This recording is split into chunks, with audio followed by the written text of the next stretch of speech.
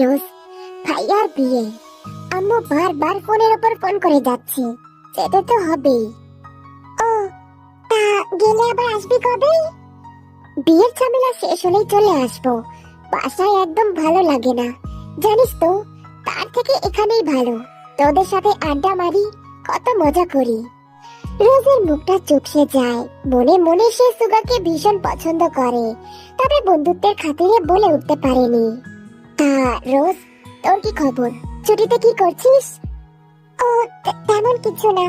আচ্ছা, তুই যা, সাবধানে যাস, আর নিজের খেয়াল রাখিস, আর তাড়াতাড়ি ফিরে আসিস।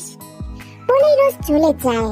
এদিকে ইউনহো, সে এসে সুগার কাঁধ ধরে দাঁড়ায়, মুখভঙ্গিমা দিয়ে রোজের উদ্দেশ্যে বলে, বেচারা একটু বেশি ইমোশনাল।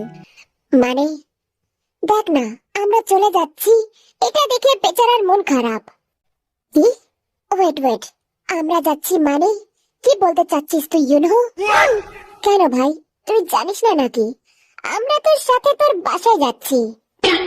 সিরিয়াসলি ভাই, মজা করিস না, তোদেরকে নিয়ে যাব, আর আমি কিছুতেই না। সরি ব্রো, অনেক দেরি করে ফেলেছিস। আমার ব্যাগ গোছানো কমপ্লিট, আর জাঙ্কুক হয়তো এতক্ষণ এয়ারপোর্টে চলেও গেছে। কি? এর মধ্যে জাঙ্কুক কোথা থেকে আসলো? ইয়েস ব্রো, জাঙ্কুকও যাচ্ছে। চল চল, বেশি সময় নেই আমাদের হাতে, তাড়াতাড়ি যেতে হবে তো। বলে শেষ বাজাতে বাজাতে চলে যায়। সুগা তো এই দুইটাকে বাসায় নিয়ে যাবে মানে, এই দুইটাকে বাসায় নিয়ে গেলে তো নির্ঘাত তার ইজ্জত শেষ।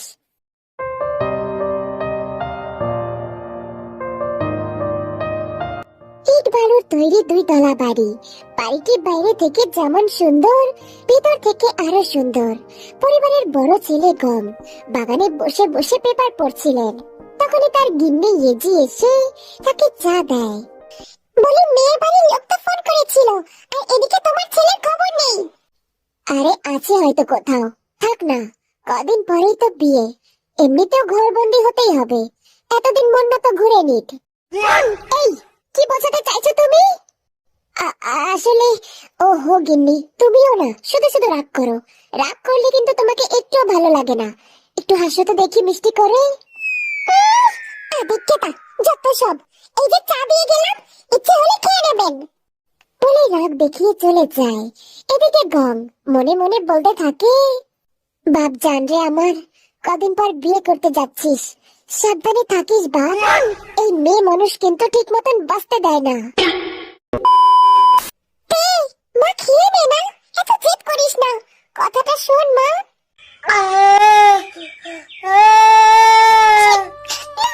আমি তোমার কোনো কথা শুনবো না। তুমি তুমি খুব খারাপ। আমি কত করে বললাম ভাইয়ার সাথে কথা বলিয়ে দাও, তুমি একদম শুনলে না। মা আমার, তোর ভাইয়া এসে যাবে, এখন খেয়ে নে মা, খেয়ে তো ওষুধ খেতে হবে তাই না? না তো, আমি কিচ্ছু শুনবো না। তুমি পচা যাও, তোমার সাথে আমার কোনো কথা নেই, পেটে রাগ করেছে। বলে এক দৌড় দিয়ে ঘর থেকে বেরিয়ে পড়ে। এদিকে আয়ু, সে পড়ে যায় মহা বিপদে। এই মেয়েকে এখন সে কিভাবে সামলাবে? এয়ারপোর্টে যেতে ইউনো সুগাকে এমন ভাবে চেপে ধরে যাতে করে সুগা অসহ্য হয়ে কয়টা গালি দিয়ে দেয়। দেখ ভাই, তোরা যদি ভেবে থাকিস তোদের চালাকি আমি বুঝি না, তাহলে ভুল ভাবছিস। দুইটা আমার বোনের দিকে নজর দিয়ে এখন আবার বিয়ে করার স্বপ্ন দেখছিস। বোনের ভাই হওয়ার সুবিধার্থে আমি কখনোই তোদের সাথে আমার বোনদের বিয়ে দেব না। আরে আরে, সব দিবি ব্রো, এখন চল দেখি, দেরি হয়ে যাচ্ছে। আরে ব্রো, তুই? ইয়েস মাই সুইটহার্ট, আমি না গেলে তোরও যা হতো না। ইউনো, এখন চল, সুগার সিস্টাররা আমাদের জন্য ওয়েট করছে। বলে দুই বন্ধু হাঁটা দেয় চেকিং বোর্ডের দিকে।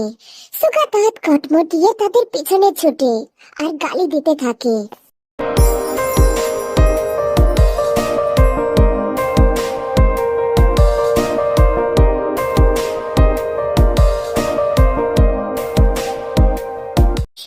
লিসা হলো গমের 2 সন্তান, আর এই বাড়ির ছোট ছেলে মানে হবে তার 2 সন্তান। ছেলে সুগা আর মেয়েতে। সুগা আপাতত পড়াশোনার জন্য বাইরে থাকে, আর মেয়েতে সে ছোট থেকে অসুস্থ, বয়স অনুযায়ী জ্ঞান বুদ্ধি স্থিতিশীলতা। শ্বশুর বাড়ির শহরটা বেশ সুন্দর তো, বউ নিয়ে ঘুরতে ভালোই লাগবে। যা বলেছিস ব্রো। শালা, লজ্জা করে না আমার সামনে তোরা আমার বোনদের নিয়ে এসব কথা বলছিস? দেখ ভাই, তোকে না জানিয়ে করলে সেটা হবে বেয়াদবি, তাই যা করবো জানিয়েই করবো বলে জাঙ্কুক আর ইয়োনহো জোরে জোরে হাসতে থাকে। অতঃপর তারা পৌঁছে যায় সুগার বাসায়। আরে বাহ, শ্বশুর বাড়ি তো বেশ বড় লোক আছে। জাঙ্কুক, তুই বুঝতে পারছিস না, তুই যেমনটা ভাবছিস তেমনটা সম্ভব না। কেন সম্ভব না? আমি কোন দিক দিয়ে খারাপ শুনি? না ব্রো, তেমনটা না, তুই অনেক ভালো। তোর সাথে আমার বোন থাকলে অনেক ভালো থাকবে। তবে তুই যেমনটা আশা করছিস আমার বোন তেমনটা নয়। আরে ভাই, তুই সৌন্দর্যের কথা বলছিস তো? ওয়েল, আমি তোর বোনকে বহুবার দেখেছি ছবিতে।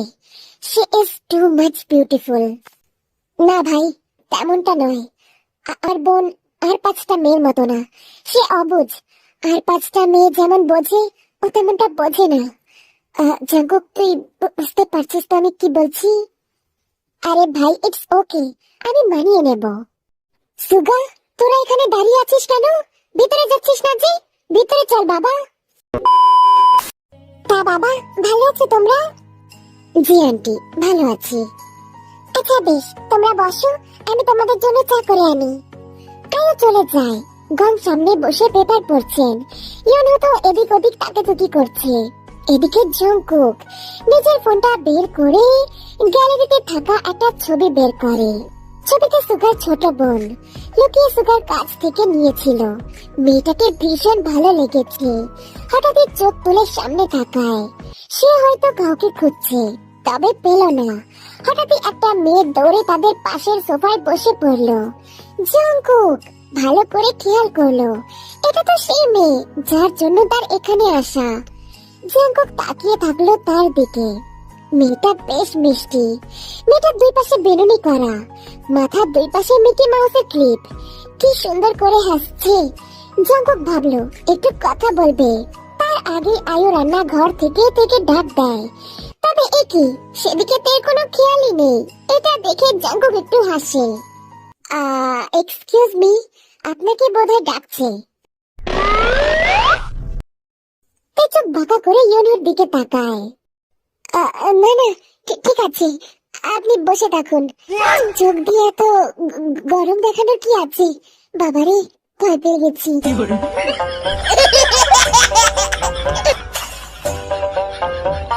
ভাই, এই মেয়েকে কিছুটা অদ্ভুত লাগছে না? চুপ শালা, আমার জিনিসকে এভাবে বলার শাস্তি কি হতে পারে জানিস তো? সরি ভাই। ইয়োনহো আবার তাকায় তের দিকে, তারপর আবার জিজ্ঞাসা করে, আচ্ছা আপনি তো তে, তাই না? কিন্তু কেন? ইয়োনহো ফট করে জাঙ্কুকের দিকে তাকায়।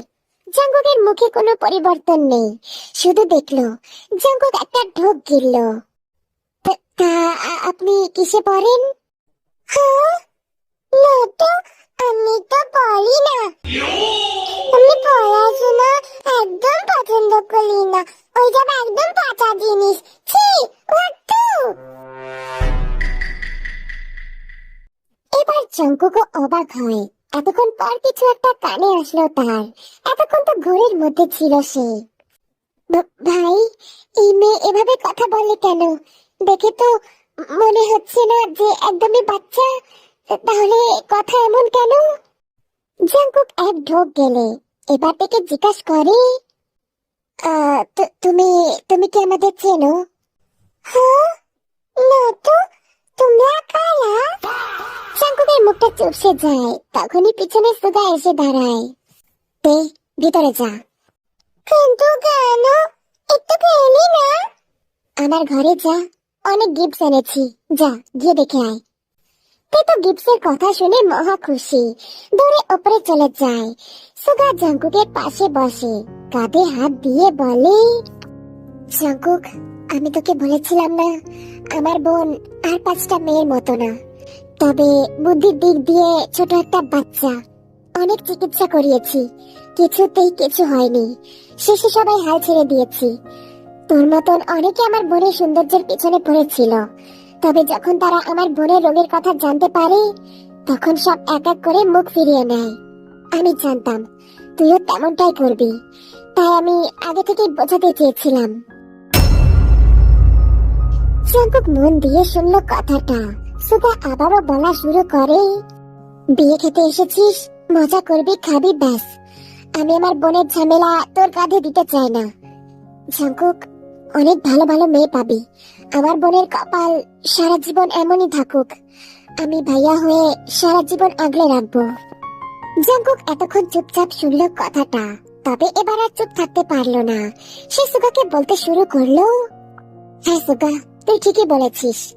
আমি প্রথমে তোর বোনের সৌন্দর্যের পিছনেই মুগ্ধ হয়েছিলাম, তবে ভালো লাগা তো হয় কিছু মাসের জন্য। 2 বছর কেউ ভালো লাগার মানুষ থাকে নাকি? সেটা হয় ভালোবাসার। তার সরলতা, ব্যাকুলতা, সবকিছুর ঊর্ধ্বে আমি তাকে ভালোবাসি। তুই হয়তো ভাবছিস তোর বোনের সৌন্দর্যের জন্য আমি তোর বোনকে পছন্দ করি, কিন্তু এমনটা না। 2 বছর ধরে আমি তাকে ভালোবাসি। সে যেমনই হোক, আমি তাকে অমনটাই গ্রহণ করব। কথা দিচ্ছি সুগা, তোর বোনকে আমি সামলে রাখবো। সুগা খুশি, ভীষণ খুশি। মুখে একটা কোমল হাসি দিয়ে বলে, আচ্ছা বেশ, মানলাম। তবে আমার বোনের মতামতটাও তো জরুরি, তাই না? যদিও সে এসবের কিছুই বুঝবে না, তবে জাঙ্কুক, যা করার তোকে করতে হবে। সে তুই চিন্তা করিস না, ওই পিচ্চিকে আমি ম্যানেজ করে নেব।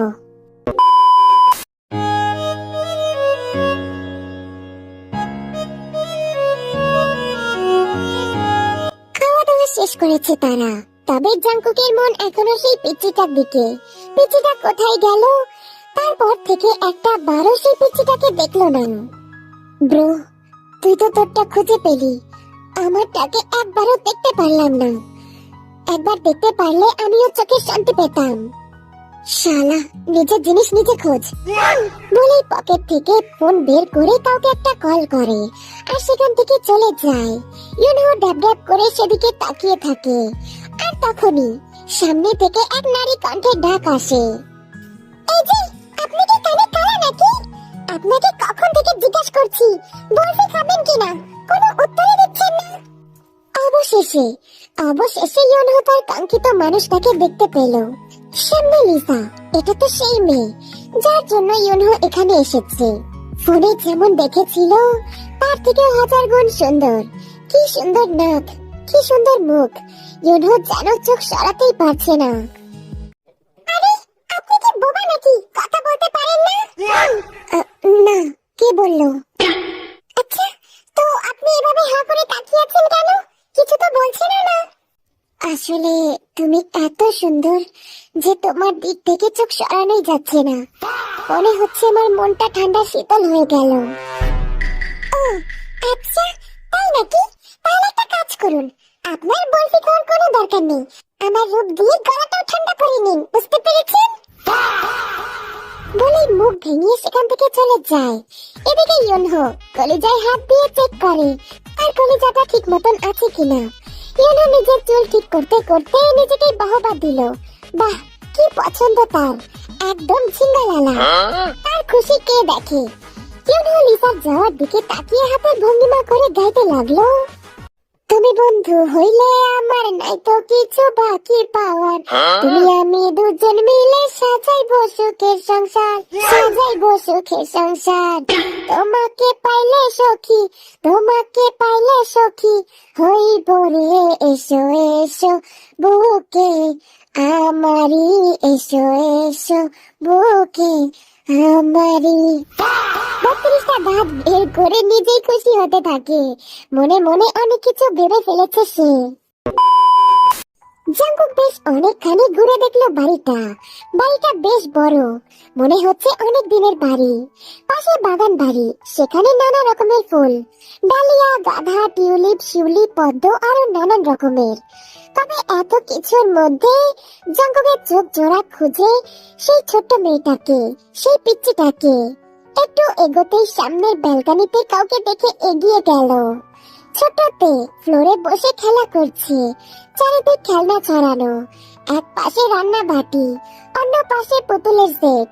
মেয়েটা কি সুন্দর করে আনমনে খেলা করছে। সরল থেকে খেলতে দেখে জঙ্কুক মুগ্ধ নয়নে সেদিকে তাকিয়ে থাকে। মনের অনুভূতি গুলো এক পাশে এসে জড়ো হয়। আনমনে জঙ্কুক গেয়ে ওঠে, আমি প্রথম দেখে পাগল হইলাম, মন তো আর মানে না, কাছে এসো এসো রে বন্ধু। হঠাৎ জঙ্কুক সামনে তাকাতেই খেয়াল করে তে তার দিকে তাকিয়ে আছে। জঙ্কুক একটু এগিয়ে যায়। হ্যালো তে, তুমি কি ভয় পাচ্ছ? হ্যাঁ, তুমি কে? আমি আমি তোমার ভাইয়ার বন্ধু। ও, তাহলে কি আমারও ভাইয়া? হুস, কে বললো তোমাকে? কেন, লুচি আপু যে বললো ভাইয়ার বন্ধু মানে সেও আমার ভাইয়া। ঠিকই বলেছে, ভাইয়ার সব বন্ধু তোমার ভাইয়া, তবে আমি তোমার অন্য কিছু। ও, অন্য কিছু? হ্যাঁ, শোনো, আমাকে তুমি ভাইয়া বাদে অন্য কিছু বলবে। ঠিক আছে, অন্য কিছু। ওয়াও, কি সুন্দর নাম, অন্য কিছু। আমার নাম অন্য কিছু নয়।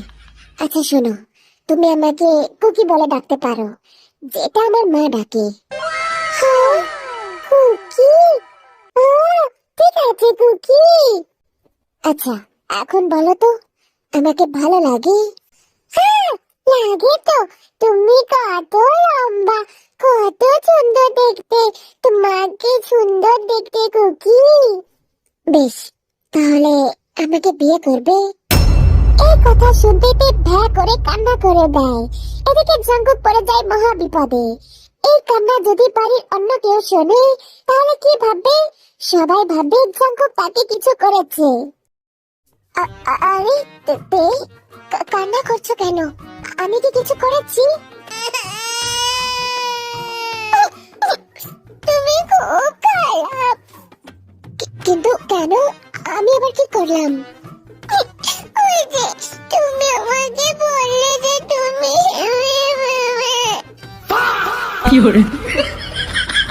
কান্নার কারণে শেষের কথাটা আর বুঝতে পারলো না জঙ্কুক। ধীরে সুস্থে বলো, কি হয়েছেটা কি? নিজের কান্না আরো বাড়িয়ে দেয়। জঙ্কুক পড়ে যায় মহা বিপদে। এই কান্না সুগা শুনলে নির্ঘাত তার খবর আছে। আচ্ছা আচ্ছা, সরি, কি লাগবে বলো, যা লাগবে সব এনে দেবো, তবুও চুপ করো। এভাবে কান্না করলে তোমার ভাই আমাকে শেষ করে ফেলবে। তে, চুপ করো তে। কিন্তু তে থামে না। এবার জঙ্কুকের ভীষণ রাগ হয়ে যায়। সে চিৎকার করে ধমক দিয়ে বলে, বললাম না চুপ করতে, কান্না করছো কেন? আমি কি তোমাকে কিছু বলেছি? তবে তের কান্না থামার নামই নেই। জঙ্কুকের এবার রাগের মাত্রা ছাড়িয়ে যাচ্ছে। একই তো পুরুষ মানুষ, মেয়ে মানুষের এমন কান্না সে আগে কখনো দেখে নাই। যে কারণে তার রাগ হচ্ছে।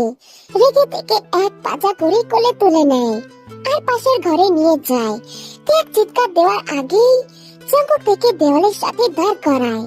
এক সেকেন্ডের মধ্যে তের ছোট্ট ঠোঁটের সাথে তার ঠোঁট মিশিয়ে দেয়। এক মুহূর্তেই তের কান্না মিশ্রিত আওয়াজ থেমে যায়।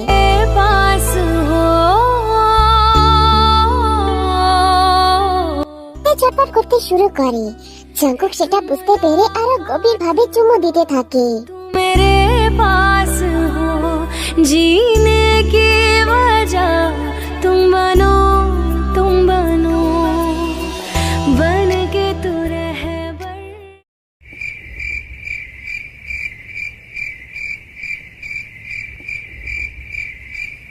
ভালো লেগেছে? কেমন নুনটা খেতে?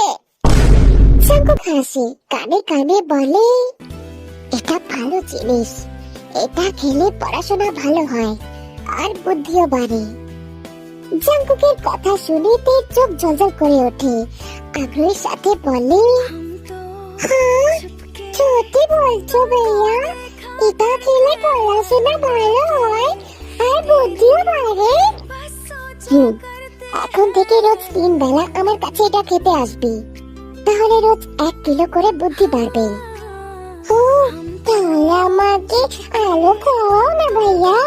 खा करते हैं बात কিসি ভালো লেগেছে? হ্যাঁ কিসি, হ্যাঁ কিসি, এটাকে কিসি বলে।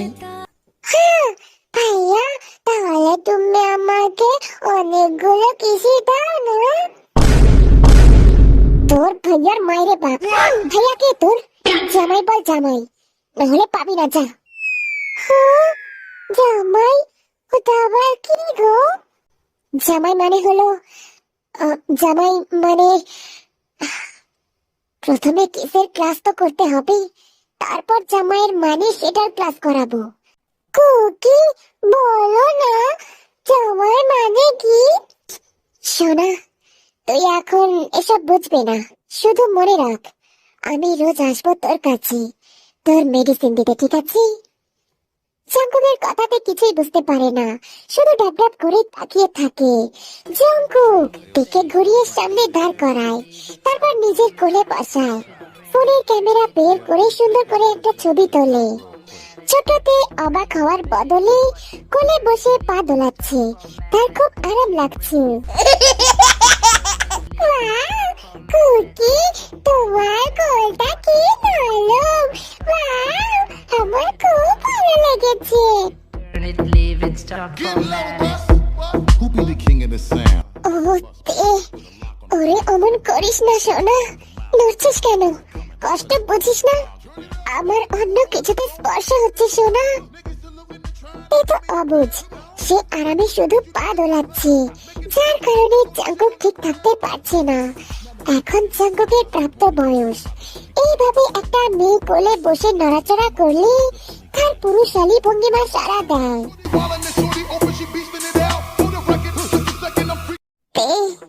জান সোনা আমার, এভাবে নড়াচড়া করিস না জান, আমার অন্য কিছু নড়ে যাচ্ছে, বুঝিস না?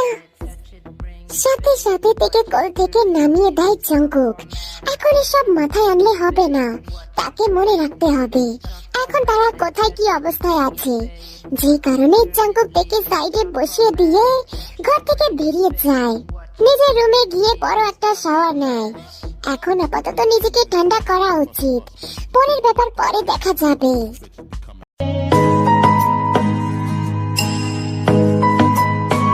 বাড়িতে অনেক আত্মীয় স্বজন এসেছে।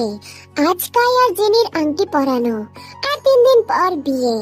জেনির বাড়ির লোক 2 দিন আগে এসে কায়ের আংটির মাপ নিয়ে গেছিল।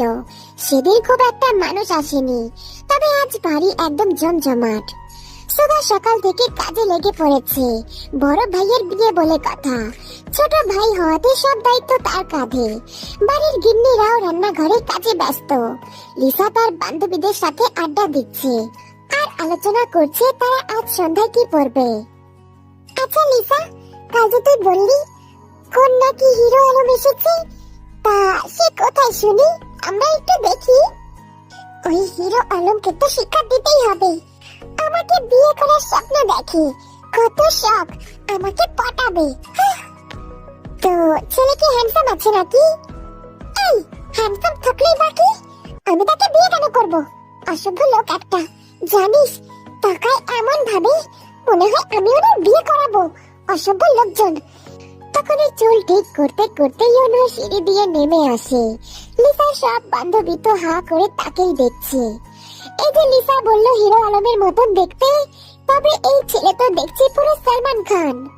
তাদের মধ্যে বসে থাকা কয়টা মেয়ে ধরে যায় ইউনোর কাছে। হ্যালো হ্যান্ডসাম, হাই সুন্দরী, বলছিলাম আপনার নাম্বারটা কি পাওয়া যাবে? Yeah obviously, why not. সামনের কাণ্ড দেখে লিসার আগে ফুসতে ফুসতে সেখান থেকে উঠে চলে যায়।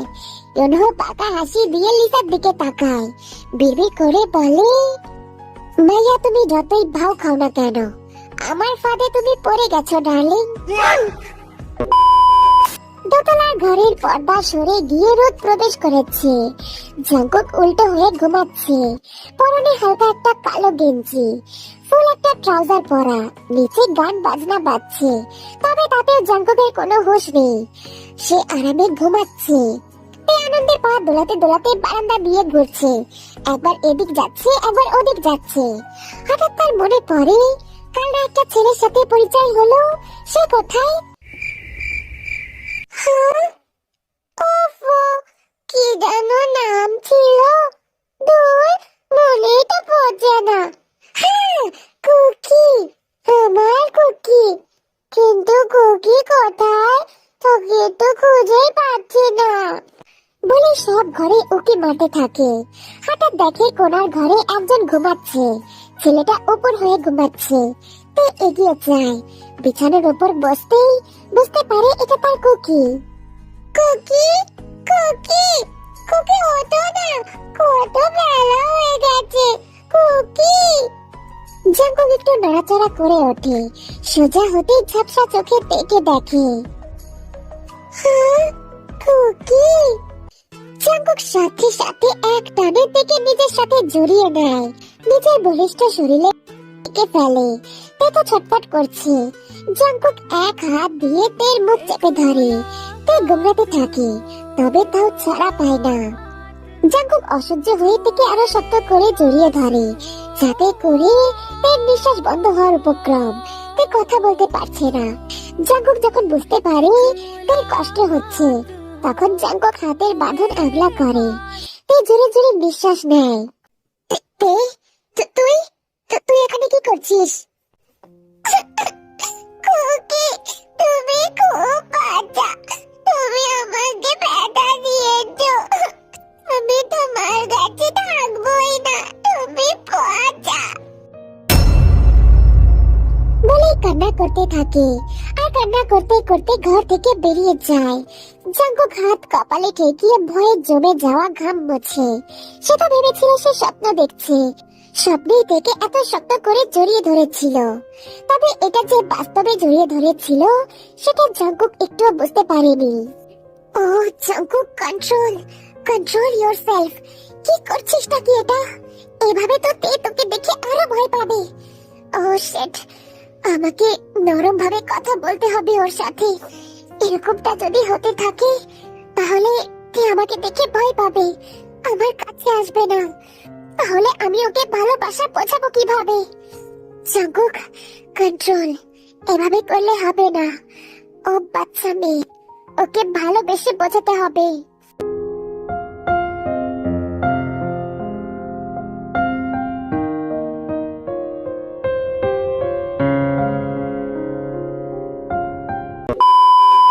হ্যালো আমার জানেমানরা, তো তোমাদের এই স্টোরিটা কেমন লাগছে অবশ্যই জানাও।